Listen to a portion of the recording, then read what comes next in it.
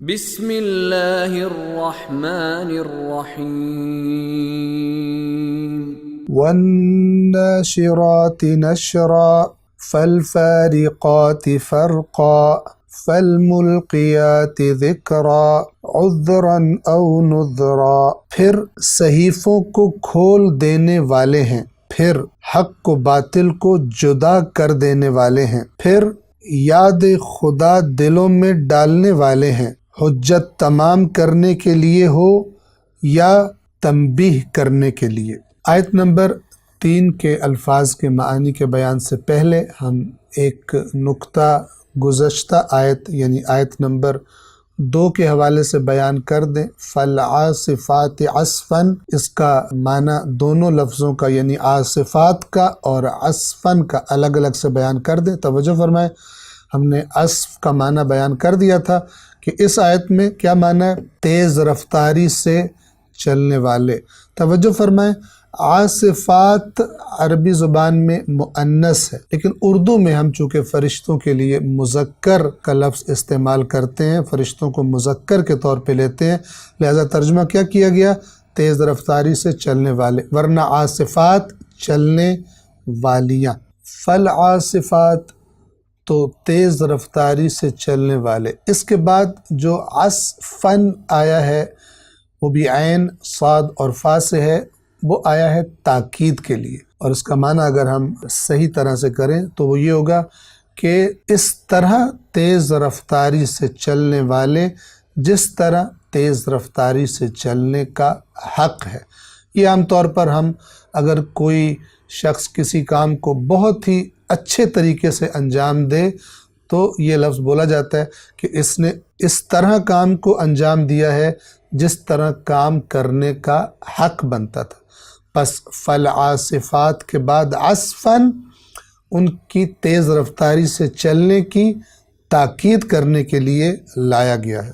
آیت نمبر 3 کے الفاظ کے معانی کی طرف توجہ فرمائیں۔ والناشرات نشرا، پھر کھول دینے والے ہیں۔ واو قسم کے معنوں میں بھی لیا جا سکتا ہے اور کے معنوں میں بھی یہاں پر لیا جا سکتا ہے۔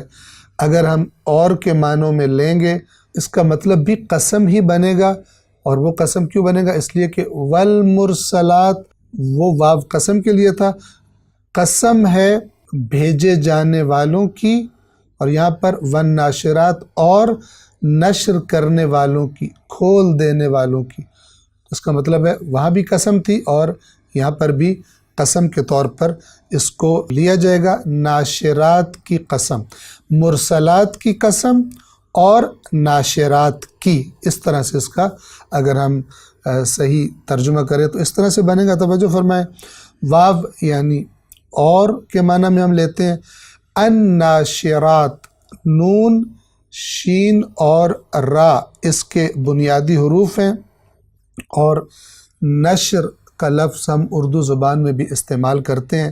نشر کا معنی ہوتا ہے کسی چیز کو پھیلا دینا، کسی کپڑے کو اگر پھیلا دیا جائے اس کے لیے بھی نشر کا لفظ استعمال ہوتا ہے، اور کسی کتاب کو، کسی صحیفے کو اگر کھولا جائے تو اس کھولنے کے لیے بھی نشر کا لفظ استعمال ہوتا ہے۔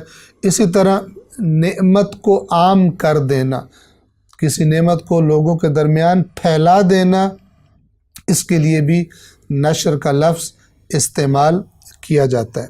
توجہ فرمائیں، یہاں پر والناشرات نشرا سے کیا مراد ہے؟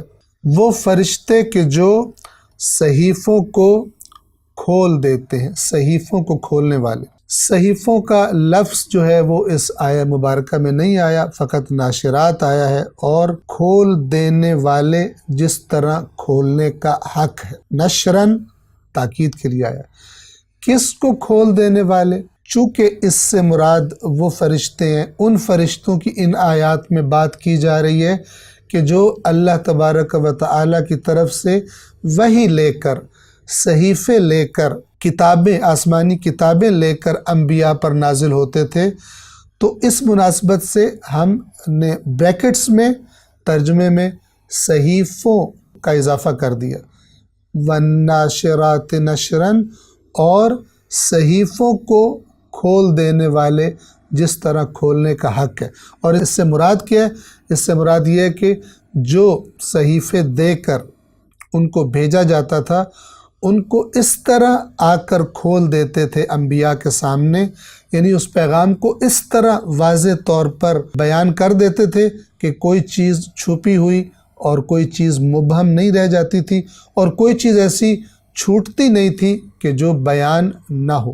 پس وَالنَّاشِرَاتِ نَشْرًا، پھر کھول دینے والے صحیفوں کو جس طرح صحیفوں کو کھولنے کا حق ہے۔